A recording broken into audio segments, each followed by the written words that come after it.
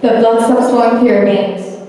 Your heart accelerates, and then suddenly comes to a frigid stop in your chest. In the United States, every 40 seconds, someone has a heart attack. Are you shocked? Maybe, but not shocked enough to hesitate when you eat your next meal. Are you maybe planning to eat a pizza or a hamburger? Are you conscious that you're about to experience immediate artery inflammation, increasing your risk of a heart attack by 60%, which might become the reason for your death? Now, how many of you would wait 40 seconds? A person just had a heart attack. Now, how many of you would leave this room if I told you I were to talk about nutrition? I figured. Now, Nicaragua is still a developing country, meaning that it's not completely dependent or certain about everything it currently adopts. One of those aspects is its fast food chains. My dad is an incredibly intelligent and dedicated father. Sometime in May of 2018, he started feeling pain in his chest after exercising or walking small distances, which was rare. After visiting a local doctor, it was determined that it would be better if he went to Miami to further explore and treat the case. At this point, they knew it was not a benign issue. My dad was told that several of his most important arteries were clogged, meaning that it was extremely hard for the blood to get to his heart. But let me explain what all these technicalities mean. According to the American Heart, Blood, and Lung Institute, arteries are blood vessels that carry oxygen-rich blood to your heart and to other parts of your body. However, buildup of fat, cholesterol, and other substances that together are called plaques clog the arteries and slow blood flow, which is a process known as atherosclerosis. To unclog these, doctors place stents, which are tubular support temporarily placed inside a blood vessel, canal, or duct to aid healing or relieve an obstruction.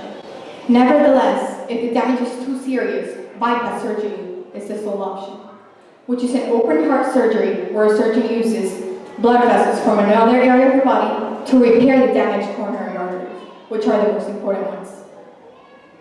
Before knowing this, I asked my dad, is it going to be open heart surgery? To which he responded, no, not at all, with an expression in his face showing that the idea was nothing but ridiculous. My parents stayed by me for 3 weeks, came back, and we thought everything had gone back to normal. But later, in mid-September, the chest pain came back. This time, my dad had to undergo bypass surgery. Something that we once thought out of the realm of possibility was now a frightening reality. My dad was going to receive open heart surgery. We tend to treat chronic illnesses, or illnesses in general, as an abstract subject. We hear these stories and we think, hey, that must be terrible, and then carry on with our lives. So many of us never truly understand that what happened to my dad can happen to any of us. We never stop to realize that our choices make our habits, and in turn, habits make us. Now let's analyze this. Why did my dad almost suffer a heart attack and evidently go through a bypass surgery? Because of this, and this. Your mind says this, but your body feels this. Part of the reason was his genetics, but for the most part, because of the most horrid eating ever seen. Let me just put it like this. In college, my dad did not really appreciate cooking, and it also had to be cheap. So the only option, fast food. What a beautiful day would be to feed your artery inflammation by starting with no breakfast, eating a meat stick for a snack, getting the greasiest burgers and fries from McDonald's, and to end with a gold medal, one entire box of the cheesiest pizza for dinner. The irony here is that my dad is not as old as most people who receive this surgery. He's only 43 years old. This illustrates how his nutrition impacted his health.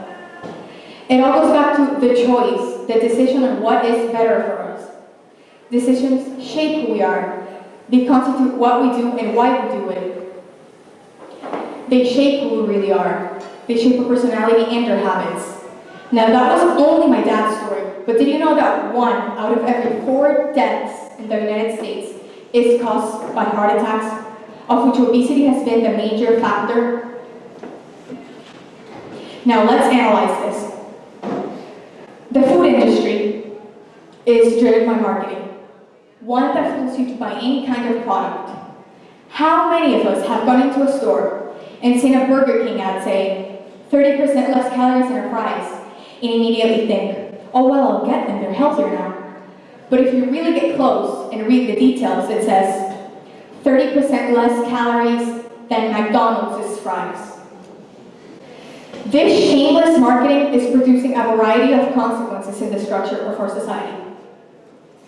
According to the State of Obesity Organization, the percentage of obesity found in preschoolers is 14.5%, compared to 15.1% in high schoolers.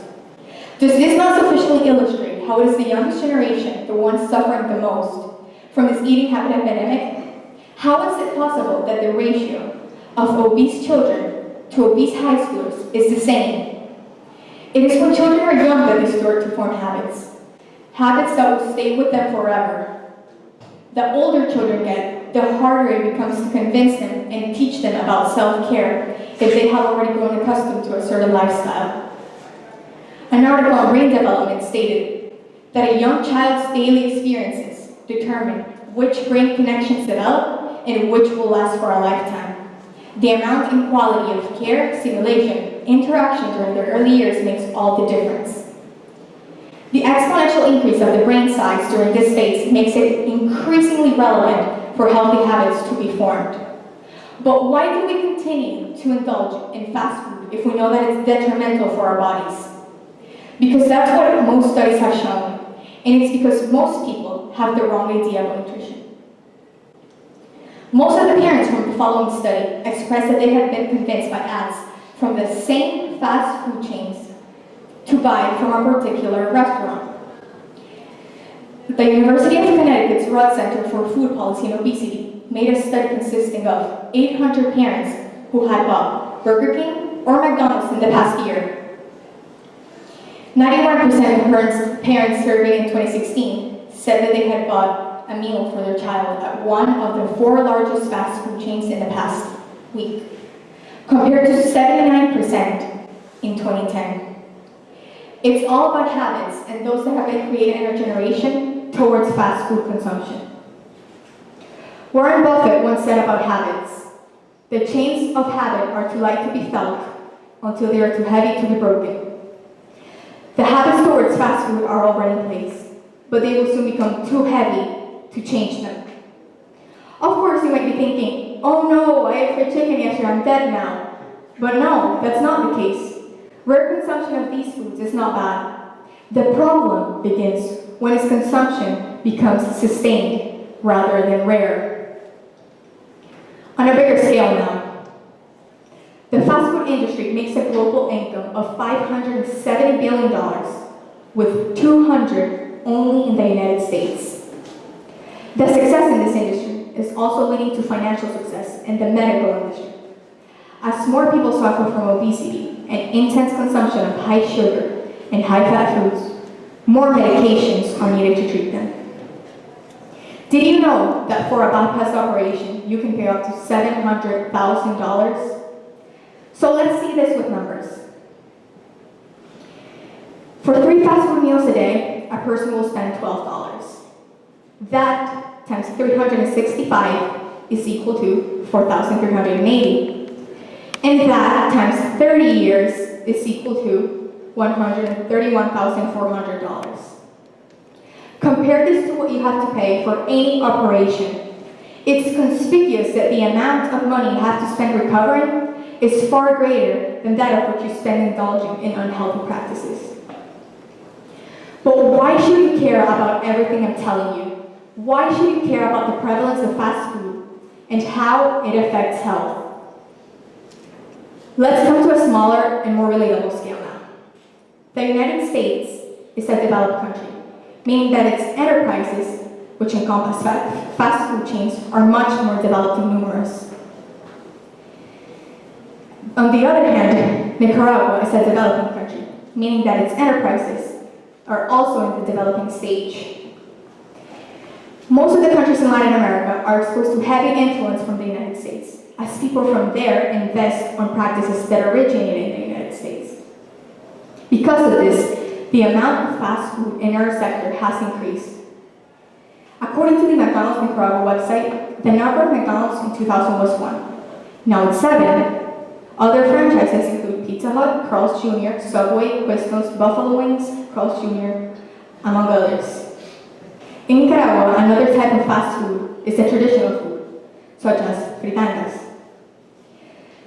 As a developing nation, we can still avoid it. The habit is still being formed, facilitating change, as opposed to the United States, where the tendency is already established, already plaguing the citizens of the states.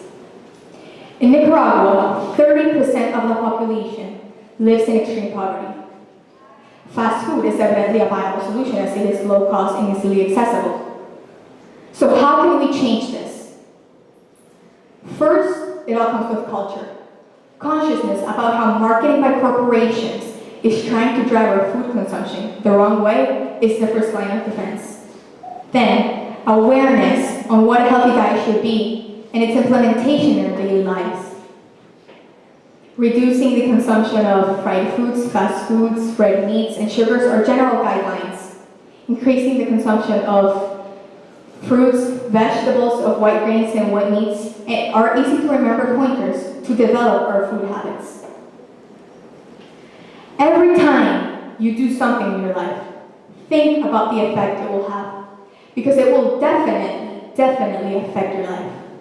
There is no doubt about that. After all, globalization has facilitated the diffusion of these habits.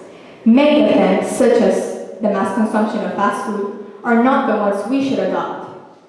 There is no hope in our country because if each and every one of us makes a small change to our habits, we will soon be the ones whose habits are being followed. Just in the time I've been speaking, 21 people have had a heart attack. Don't be one of them. Thank you.